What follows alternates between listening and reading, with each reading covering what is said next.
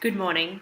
The training program discussed in today's meeting has been derived from the current learning and development gaps apparent in the organisational structure of black and white cabs.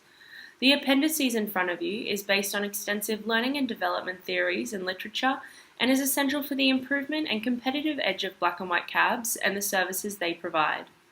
After extensive organisational job and person-level analysis, a hierarchy of learning needs was created, and from this hierarchy, learning and program objectives were developed.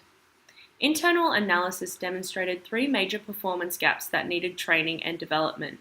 These are knowledge of safety and security procedures, skills in customer service, and knowledge of major road services and attractions. The following three objectives have served as the backbone for the Design Development Training Program. These objectives are: by the end of this learning activities, trainees will practice safe driving techniques in accordance with QMR standards.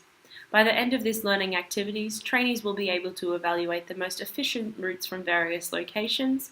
And by the end of this learning activities, trainees will be able to demonstrate effective communication, meet customer requirements, and be able to deal with difficult customer situations.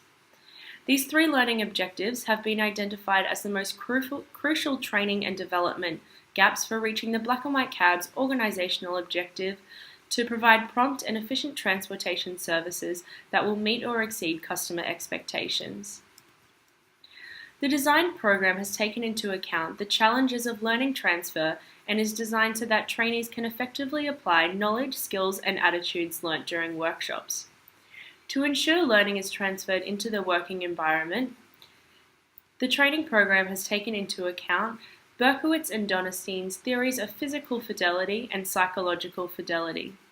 The 11-week program has also taken into account the difficulties of adult learning and the working environment for taxicab drivers.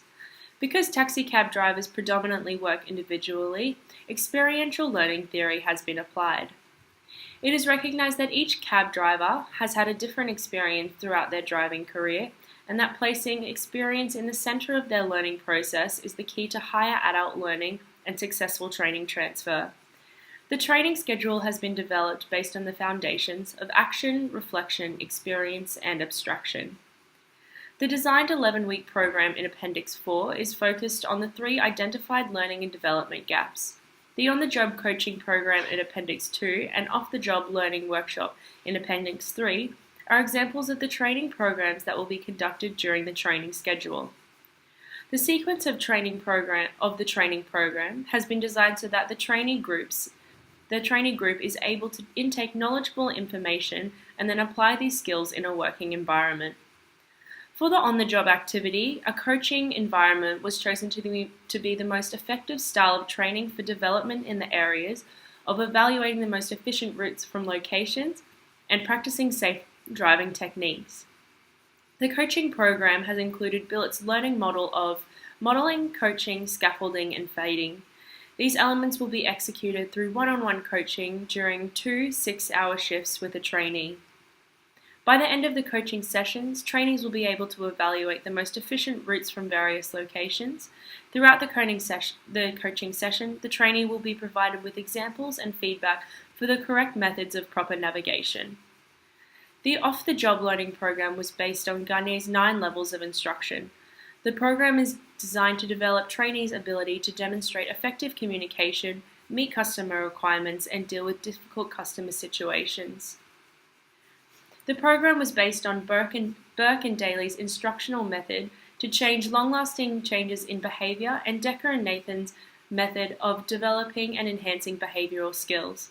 The workshop has included the elements of group discussion, visual presentation, video, case study, and role-playing. The different elements of the workshop allow for the measurement of learning outcomes and provide the trainee and trainer with feedback opportunities. Evaluation of the workshops and coaching sessions is essential and will be undertaken to assess whether the training efforts have improved the organisation's performance. At the end of each workshop, a feedback form will be completed by the trainees and direct observation of performance will be undertaken. The evaluation will be based on Noe and Winkler's 5 evaluation outcomes, these being cognitive outcomes, skill-based outcomes, effective outcomes, results, and return on investment. I hope this video has provided the information needed for understanding the training and development appendices in front of you. I look forward to hearing from you in the future.